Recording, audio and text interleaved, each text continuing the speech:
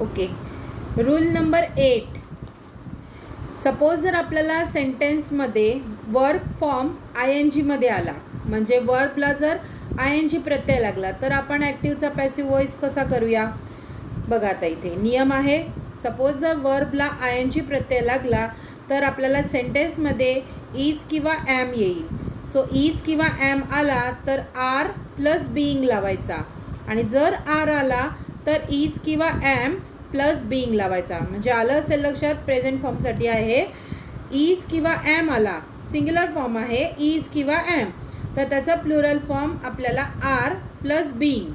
आणि जर आर आला तर इज किंवा ॲम प्लस बीइंग अशा प्रत्ययाने आपल्याला वर्बचा हा वॉइस सॉल्व करायचा आहे. वर्बला आय एन जी प्रत्यय लागलेला हा वॉइस सॉल्व करायचा आहे. त्याच्यानंतर सपोज जर सेंटेन्समध्ये आपल्याला वॉज आला तर वेअर प्लस बीइंग, आणि जर वेअर आला तर वॉज प्लस बीइंग असा आपल्याला हा वॉइस सॉल्व करायचा आहे. म्हणजे थोडक्यात समजून सांगायचं झालं तर वर्बला आय एन जी फॉर्म जर लागला तर आपल्याला बी यूज करायचा आहे. ओके.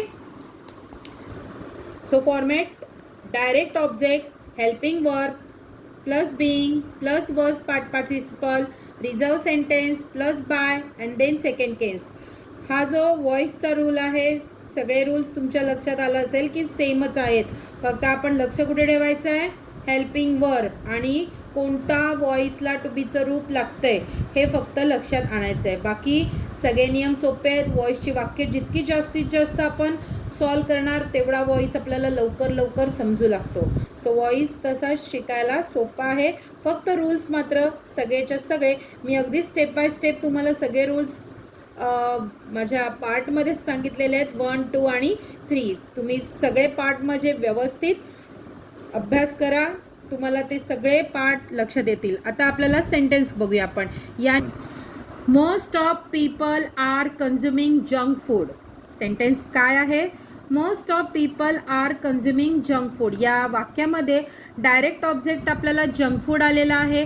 कन्झ्युमिंग म्हणजे वर्बला आय एन जी प्रत्यय लागलेला आहे कन्झ्युमिंग. सो कन्झ्युमचा कन्झ्युमिंग. हेल्पिंग वर्ब इथे आर आलेला आहे आणि मोस्ट ऑफ पीपल हा सब्जेक्ट आहे.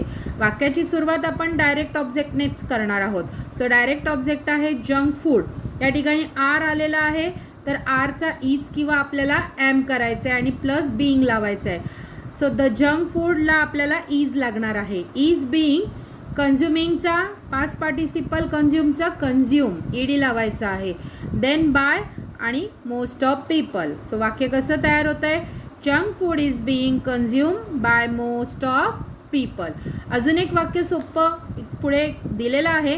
I am sending you ₹300. I am sending you ₹300. वाक्याची सुरुवात ऑब्जेक्टने होते यू. ॲमच्या ठिकाणी आपल्याला काय होणार आहे? इज किंवा ॲम आला तर आपण आर बीइंग करणार आहोत. So you are being. सेंडिंगचा म्हणजे सेंडचा पास्ट पार्टिसिपल सेंट होतो. सेंट ₹300 रिमेनिंग सेंटेन्स आहे आणि त्याच्यानंतर बाय आणि आयचा मी करायचा. सो हा झाला rule number 8. Rule number 9. Rule number 9मध्ये काय आहे? सोपा आहे हा नियम खूप. Imperative sentence. तर इम्पॅरेटिव्ह सेंटेन्स म्हणजे काय? तर आपण त्याला आज्ञार्थी वाक्य म्हणतो. म्हणजे वाक्याची सुरुवात जर मेन वर्बने झाली तर आपण त्याला कमांड म्हणू, इम्पॅरेटिव्ह सेंटेन्स म्हणू, म्हणजे आज्ञार्थी वाक्य. सो आता वाक्याची सुरुवात जर इम्पॅरेटिव्ह सेंटेन्सने झाली तर आपल्याला वॉइस करताना लेट वापरायचं आहे. सो हा फॉर्मॅट आहे. लेट प्लस जो ऑब्जेक्ट आलेला आहे तो ऑब्जेक्ट वापरायचा आहे आणि मग बी प्रत्यय लावायचं आहे.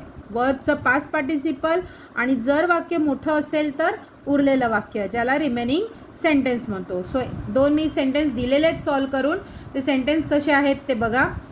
Make the biscuit perfect. Make the biscuits perfect. So सेंटेन्सची स्टार्ट या वाक्यामध्ये वाक्यच लक्षात येतं आहे तुमच्या की हे वाक्य इम्पॅरेटिव्ह सेंटेन्सचं आहे. म्हणजे वाक्याची सुरुवात मेन वर्बने झालेली आहे म्हणून लेटने स्टार्ट होणार आहे. लेट या वाक्यामध्ये ऑब्जेक्ट काय आहे? The biscuit. So let the biscuit B.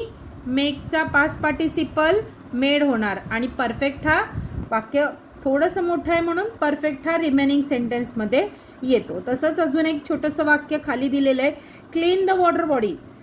Clean the water bodies या वाक्य कसं करणार आहोत, let the water bodies B clean. Let the water bodies B clean असं हे सेंटेन्स आपल्याला सॉल्व करायचं आहे. सो होप सो तुम्हाला चेंज द व्हॉइसचे पार्ट 1, पार्ट 2 आणि पार्ट 3 असा माझे जे 3 पार्ट 1, पार्ट 2 आणि पार्ट 3चे 3 व्हिडिओज जे तुम्हाला मी सेंड केलेले आहेत, होपसो तुमच्या लक्षात आलेले असतील. समजा तुम्हाला काही डाऊट्स असतील तर प्लीज मला कमेंटमध्ये विचारू शकता. मी तुम्हाला पुन्हा ते एक्सप्लेन करण्याचा प्रयत्न नक्की करेन. आणि thanks for watching my channel. मला शेअर करा, लाईक करा आणि सबस्क्राईब करा.